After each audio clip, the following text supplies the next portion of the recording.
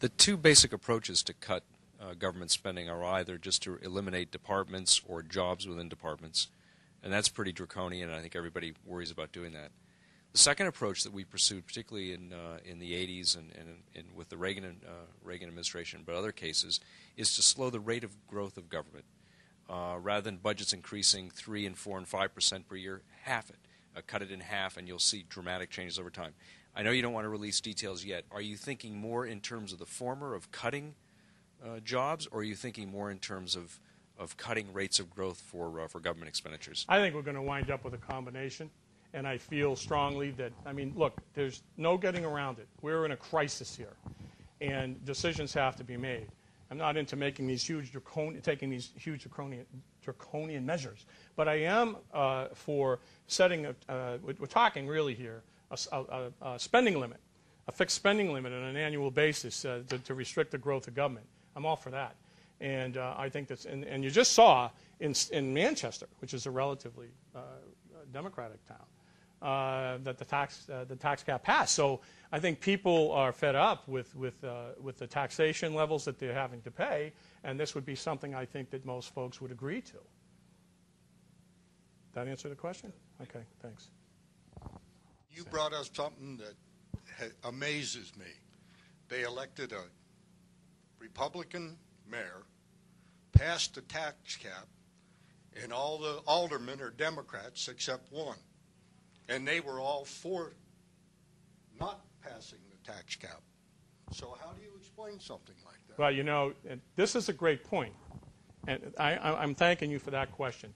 One of the things, and I brought this up a couple nights ago, just in a group that I was talking with, I said, as good of a job as we're doing, you know, when we talk about state reps, state senate, and the state-oriented positions, whether it be the gubernatorial positions and so forth, we got to get a lot better at finding candidates down at those levels, because that is exactly where we lose control. The school boards, the aldermanic positions, the selectman positions, I mean, those things are critical. Yeah, I completely concur. I think that, you know, when you look at the victories we had with Ted Gassis and you look at Lynn, and those are great, you can't accomplish nearly as much in the cities and towns unless you have control of those other boards, the aldermanic boards and the city council. And we just had the same thing in Dover. You know, it was a 5-4 thing with the city council, liberal versus conservative, and now it's 6-3 liberal versus conservative. And a good friend of mine called me the morning after the elections, and he was screaming at me. You know, he was a good friend of mine, and I said, "What's wrong?" He said, "Oh, you got to be kidding me! Now I get the property tax bill the day after the elections," and he says, "15% increase. What happened to the tax cap?" I said, "Wait a minute. I sent an email out to you and everyone else that I know that lives in Dover the night before the elections to make sure to go and vote. Did you?" Dead silence. Then don't complain to me. You don't have the right. If you can't get out and vote once a year, once every other year, it's not all that much, you don't have the right to complain. And it's what's gotten us into the mess we're in right now. We have to take our state back. We have to take our country back. But we got to get it down to the bottom levels and work up. So I couldn't agree with you more. You know, it's a strange dynamic, but it just tells me that we need to work much harder to get candidates, good candidates at those levels.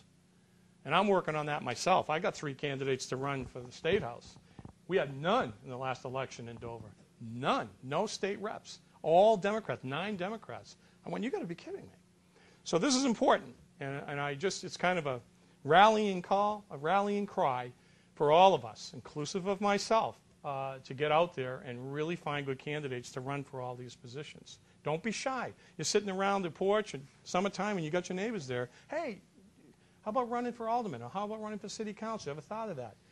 I got 3 guys to do state rep. That was amazing.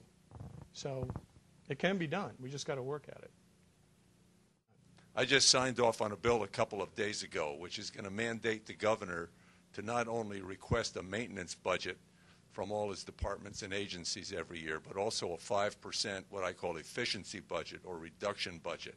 So we've got to come in in an attempt to cause all those department and agency heads to think a little bit more creatively about where they're spending their money. Good idea. And I would have, appreciate any thoughts or ideas you may have on that as I go forward in presenting that. Well, I don't have any immediate thoughts other than I think that's an excellent idea, and it holds people's feet to the fire. It makes them really work hard to even if it's a minimal reduction, to start reducing the size of government on a step-by-step basis. And I think that makes a lot of sense. And as far as I'm concerned, we do have to have a two-pronged attack, just like we talked about. I mean, we're going to have some cuts, but we also got to always limit the size. And the idea is to continuously back down government, back down government, back down government. If you do it slowly and you do it methodically, you'd be surprised over a 5 or 10-year period how much you can accomplish without really too much damage and too much pain. Jack, you're in business right now. What got you convinced to run for this position? Never ask. Quick story. And some of it's humorous, maybe some not. But during the general election, I did my homework. I always done my homework. I became incensed. I mean, I knew if this current president was elected, what was going to happen. Most folks didn't. They weren't paying attention, but I knew.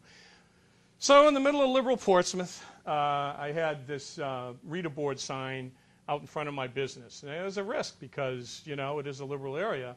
But I was putting stuff up on that sign, like Obama's endorsed by Hamas. Just little things like that.